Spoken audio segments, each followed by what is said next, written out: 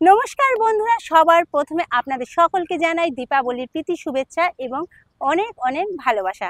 আজকে আমি চলে এসেছি জগন্নাথ ধামে। দেখুন, জগন্নাথ ধাম এখন পানপুরে, কিন্তু বন্ধুরা এই জগন্নাথ ধামে কিন্তু পুজো হচ্ছে কালী ঠাকুরের। এই পানপুরে আপনারা কিভাবে আসবেন? কাকিনাড়া স্টেশনে আসবেন, যেখান থেকেই আসুন না কেন আপনারা সবার প্রথমে কাকিনাড়া স্টেশনে আসবেন। কাকিনাড়া স্টেশন থেকে অটো কিংবা টোটো ধরে অনায়াসেই কিন্তু আপনারা 10 টাকা ভাড়া দিয়ে চলে আসতে পারেন পানপুর। পানপুর মানে পানপুরে এই এলাকাটা, এই পানপুরের যেখানে নামবেন টোটো স্ট্যান্ড বা অটো স্ট্যান্ড, সেখান থেকে কিন্তু 2 পা এগিয়েই কিন্তু আপনারা দেখতে পারবেন এই জগন্নাথ ধাম। জগন্নাথ ধাম সেজে উঠেছে গোলাপি রং দিয়ে। জগন্নাথ ধামে যেরকমটি রয়েছে এখানেও কিন্তু সেরকম 4টে প্রদীপ স্তম্ভ কিন্তু তৈরি করা হয়েছে। চলুন তাহলে আস্তে আস্তে মন্দিরের ভিতরে যাওয়া যাক।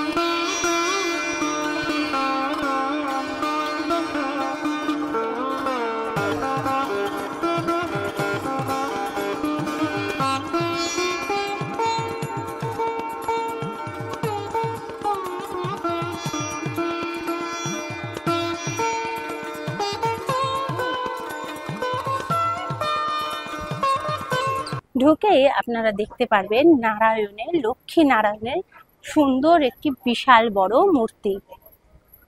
প্যান্ডেলের ভিতরটা হচ্ছে এইরকম, পুরোটাই কিন্তু শোলা দিয়ে কাজ করা।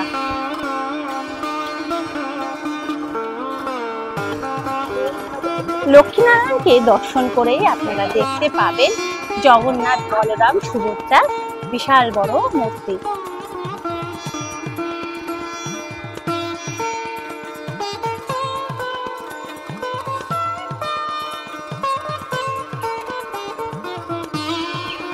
এবার আসলাম আমরা মেন গর্ভগৃহে।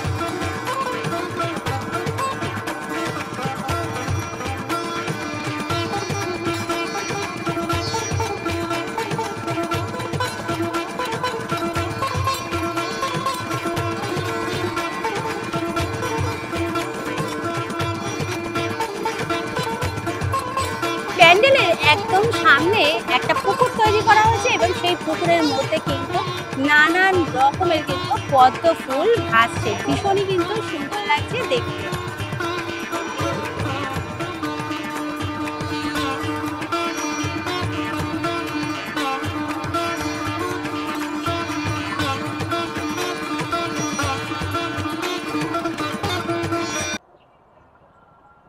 জগন্নাথ ধাম দেখতে এসে আপনারা কিন্তু মেলাও ঘুরে নিতে পারবেন। এখানে কিন্তু অনেক স্টল বসেছে খাবারের এবং ওই পাশে কিন্তু নাগরদোল্লাও বসেছে, সেটাও আপনারা দেখে নিতে পারবেন।